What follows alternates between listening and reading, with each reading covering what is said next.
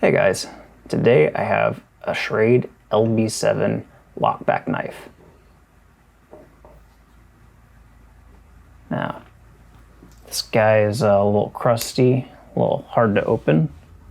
Could definitely use a little bit of cleaning, but most importantly, today I'm going to sharpen it.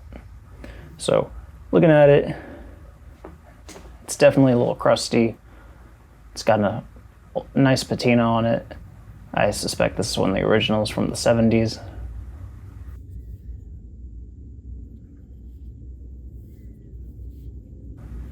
Nope, we're going to test the action. It's got a good action. It locks really nicely. The biggest issue I can see on this knife is towards the back of it. It was clearly put through a pull-through sharpener a couple of times, and now there's this nasty divot near the back of the knife. So I'm gonna end up getting that leveled out. Yeah, you can see here the gap.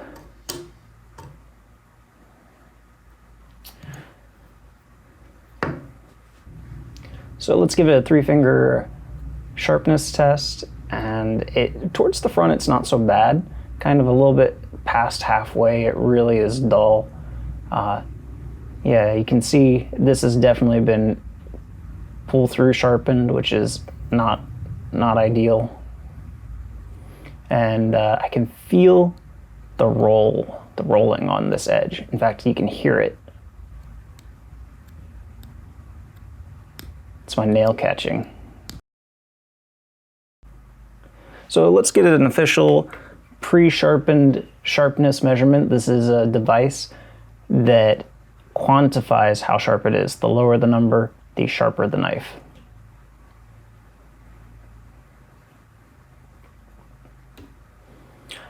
All right, 347, that's actually really good. That's just on the low end of this knife should be sharpened.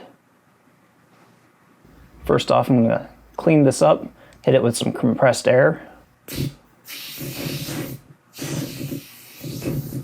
And you can see all the junk flying out of there. That's pretty gross. I want to make sure that I get into every little crevice, whether or not the lockback is locked. Not only does this clean the knife, but I don't want any of this junk mixing in with my tools. I'm also going to hit it with some alcohol, just to really make sure that I can get rid of all the grease and years of built-up nastiness on this. And you can see just from a little swipe, this was pretty gross. Get way deep in the action, or way deep in this recess. Yeah, that's pretty gross. But it already looks a lot cleaner. I want to give back a knife that looks better than when I got it. And I also am going to go over the whole knife, blade, and handle with just some mild cleaner, try and get some of the old grease off, any of the little bits of, I suspect, animal. It's a well-used knife.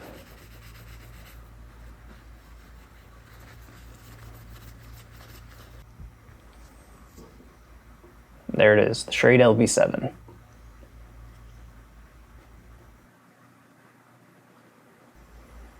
All right, now I'm gonna start off with this knife by doing kind of a newbie trick where I'm going to mark the edge with some layout fluid.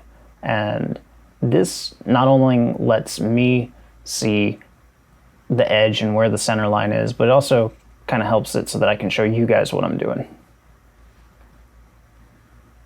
So I'll just mark out the edge and let it dry, and then I'll set it up in my Wicked Edge Pro and set my sharpening degree. For this knife, I'm going to 20 degrees on either side. That'll give it a nice sharp edge without making it too thin. This is clearly a hunting knife. It's gonna hit bones and stuff like that. We'll get it set up in the Wicked Edge. Just tightening it up. It's nice and solid in there, it's not going anywhere. I'm starting off with my 200 grit diamonds.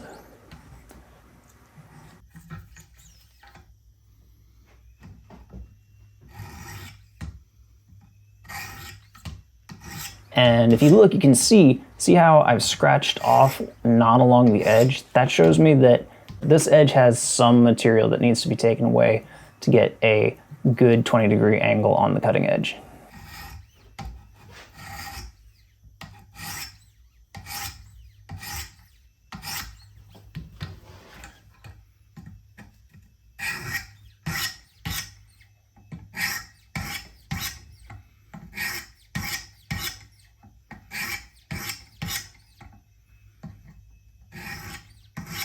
I'm not trying to take off too much here. I just want to get it right to where I've reestablished a good center line.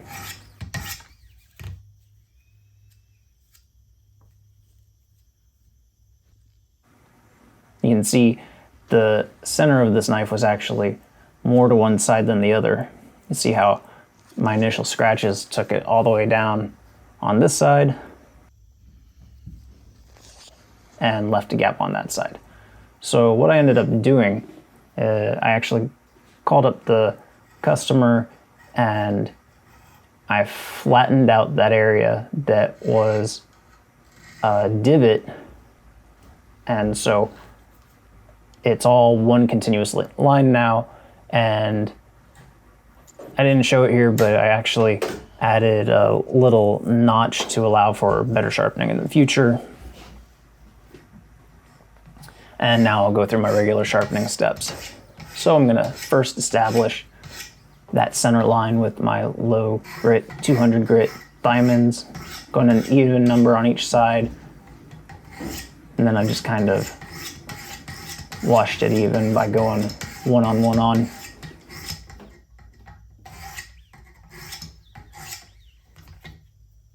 Good, it's a thumbs up.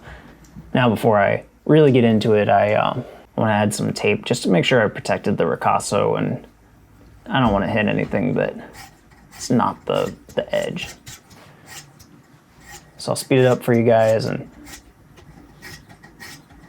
this took about 15-20 minutes of actual work to get this to where I wanted it. Making sure that I take off even amounts on each side so that I really reestablish that center line in the middle of the knife. And to flush up that back end and reestablish the right profile, I just took an angle off of the wicked edge and hit it with my diamond file. This will smooth it out and bring it to a higher grit, since it's kind of hard to get into the very corners. And this is just going to help make the whole knife have one continuous angle and profile, and it ends up looking pretty good.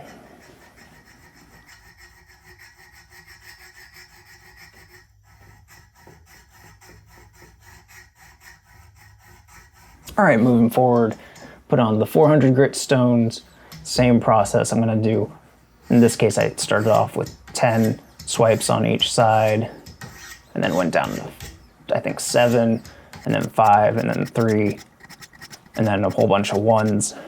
And as I get higher into the grits, you can do a little bit less and a little bit less, and you'll get the same effect faster and faster.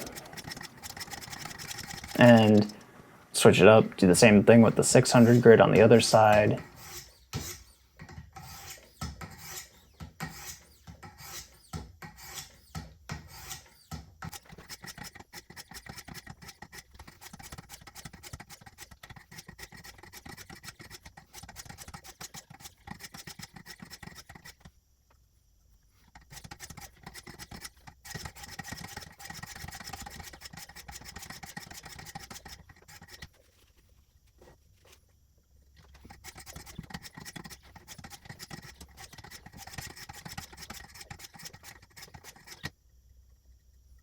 Now I'm going to switch out my stones to my 800 and 1000 grit diamonds. I really love this sharpener. It really is made hand sharpening much, much easier. Starting off with the 800, same deal. Polish up each side a little bit at the end. I am checking for a burr here.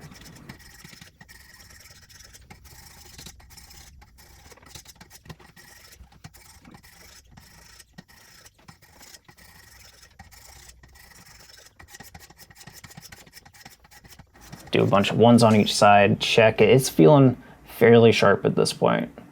Had a burr, it's sharp, but I'm still gonna go to the 1000 grit diamond. And getting a nice good pattern on this 1000 grit sets me up for a nice shiny edge and a very sharp edge.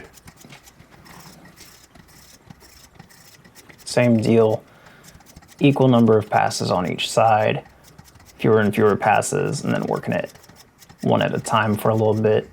You can see me there. Now I'm really happy with that 1000 grit edge. And for this is these are my leather strops. And to make these work, you have to move the arms out a couple degrees. So I'm moving them out to 22 degrees here, because you really want to fold over that wire edge that you've developed. And I'm cleaning everything up here with some denatured alcohol.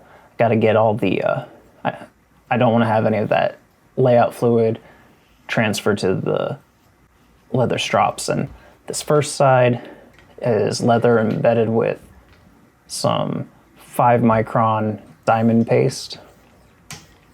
And this stuff, you gotta be a little careful using this, because if you go along the edge or backwards at all at this point, it'll just cut straight into the leather strop, and you don't really want to ruin your tools if you can help it.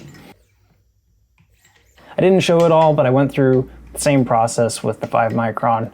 Now I'm switching to 3.5 microns. So that's tiny, tiny little diamonds, and we're gonna get this edge just mirrored polished.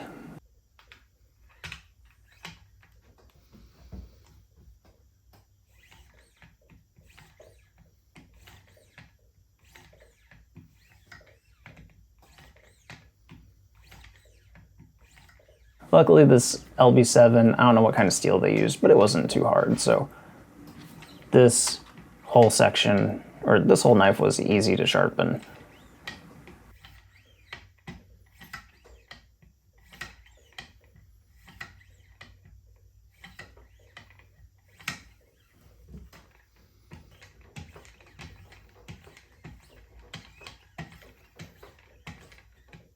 And now for the final test results. So we're going back to the sharpening tester.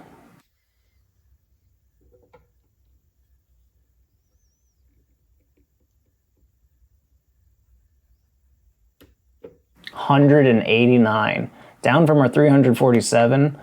That's pretty good. I'm very happy with that. That is a utility razor blade, just about. I'm gonna retest it to make sure. Nice and slow, get that number up there.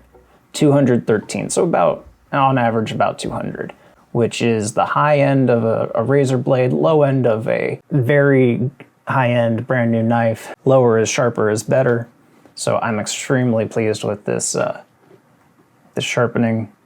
I'll show you a little bit what that looks like in relation to a arm shaving test.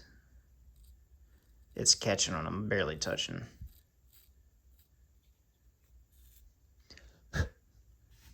I want this knife to look good. You know, it's clearly a well-loved knife, so I'm gonna hit it with some antique wax, which is a little bit, just very lightly abrasive, and this is gonna help restore and keep the handle and the blade in good rust-free condition.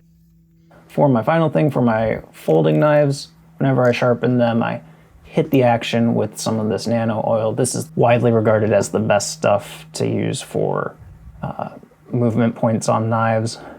It's probably overkill for a knife like this, but you know what, I like this customer. I want him to have a good working knife. Plus I do this for all my folding knives anyway.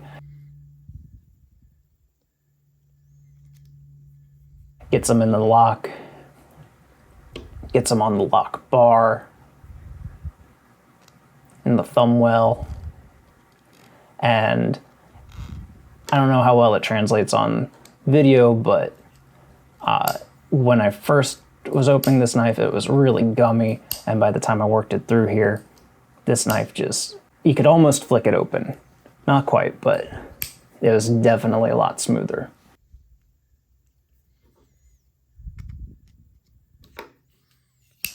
Just add a little bit more. That lock's still nice and tight. But yeah, so that's fully sharpening a Shrade LB7, and that's how you can do it exactly the same way at your home. Or if you don't want to do all that, then send it to me at First Cut Sharpening. Check out my website, firstcutva.com, and I'll get it just as sharp as this. Thanks for watching, guys.